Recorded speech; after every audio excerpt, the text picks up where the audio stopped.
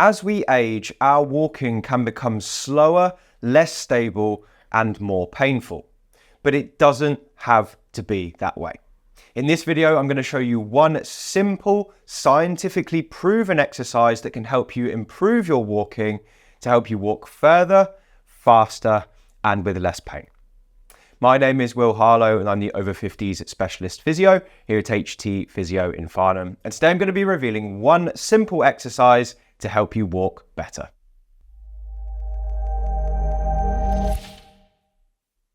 When we walk, one area of the body that's really important is the hips. And the muscles at the back of the hips, called the glutes, are responsible for propelling us forward every time we take a step. For them to work, our hip has to move like this. It has to move behind us to give us that propulsive force. So that's what happens when we walk normally. But many people in the Western world, particularly people over the age of 50, have really tight hip flexors. And these hip flexors become tight through lots and lots of sitting or years of working an office job or just not being very active. Now, the problem with this is that research shows that tight hip flexors restrict hip extension. So they stop the glutes from doing the job they're supposed to do. And people who have tight hip flexors and poor hip extension have been shown to be less stable, less powerful, they walk more slowly, and they're even at a higher risk of falls than people who have a normal hip movement. Now that's the bad news, but the good news is just one session of hip flexor stretching can reverse those changes and improve walking speed, stability, and decrease the risk of falls. That was shown by one particular study that I've linked in the description.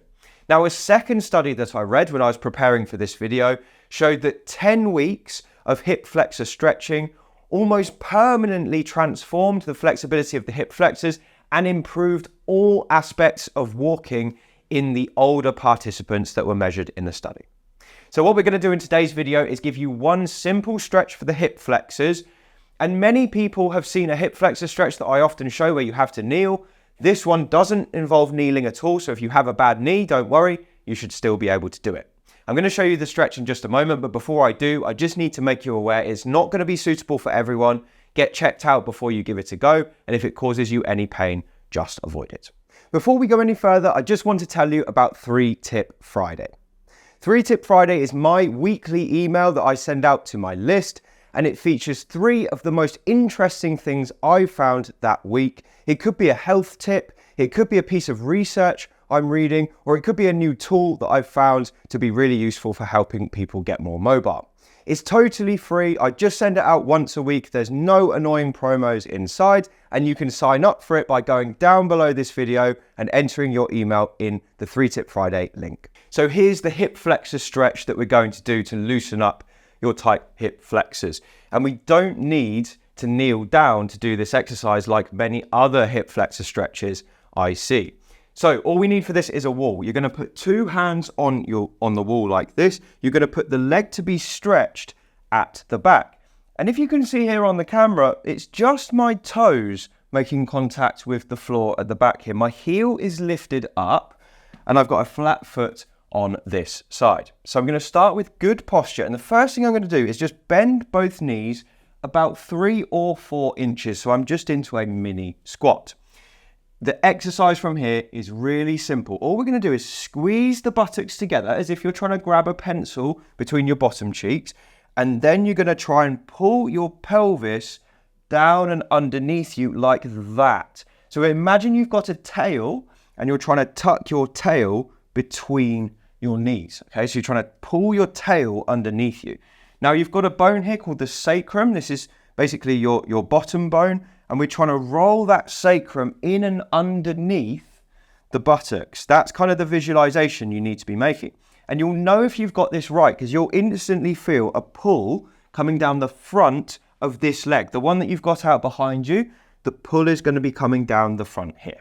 So once you've got that pull, all you need to do is hold it steady for 30 seconds. And I would recommend doing some nice deep breathing throughout.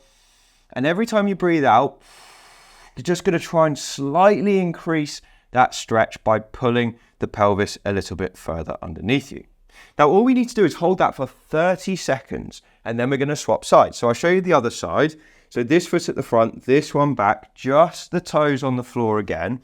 Start nice and tall, bend the knees like this, and then we're going to squeeze the buttocks and pull the pelvis down underneath us. It's a really subtle movement. There's not much to it, but you'll feel it initiate straight away, and the stretch will come down the front of the hip of the leg that's behind you. So I can feel that stretch again here. It's really, really kind of tight there, just because I spend a fair bit of time sitting at my desk, and doing this stretch regularly helps me to improve my hip mobility and my walking as well. So once you've done 30 seconds, you're going to stop there. You can come back to that stretch 3 or 4 times per day for best results.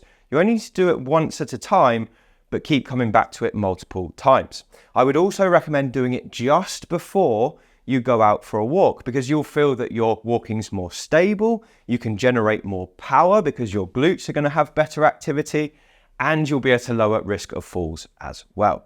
The reason this works so well is because every time you take a step, your hip has to go into this extension movement, and you've probably freed up 2 or 3 degrees of hip extension by doing that stretch. And that doesn't sound like very much, but as humans, we only have a maximum of 10 degrees of hip extension anyway. So if you've freed up 2 or 3 degrees of it, you've effectively increased it by 20 or 30% in some cases. So that is a massive difference. You're gonna feel a change when you walk. You're gonna feel much better on your feet. Do it over time. 10 weeks makes an enormous difference for most people. And you should be able to use that exercise to transform your walking. So that's how to transform your walking with one incredible exercise. I hope you found this video useful. If you have, then do drop a comment below and let us know your thoughts, because we love to read them and it does help us to improve the channel. So thank you if you do that. Make sure you've liked the video and subscribed to the channel so you'll be the first to hear about our new videos. And if you want to get more from me, the best way you can do that is by picking up a copy of my brand new book, Thriving Beyond 50, the 2024 edition, out with Hay House on the 1st of October 2024. This is a collection of all of my best exercises. I've literally put everything I know, well, maybe not everything, but most of the things I know about treating over 50s into this book. It's 450 pages long. It's got loads of value and loads of actionable tips you can use at home. You can grab a copy of that now on Amazon using the link in the description box below this video. Anyway, thank you for watching. I really appreciate your time, and I'll see you again on the next one.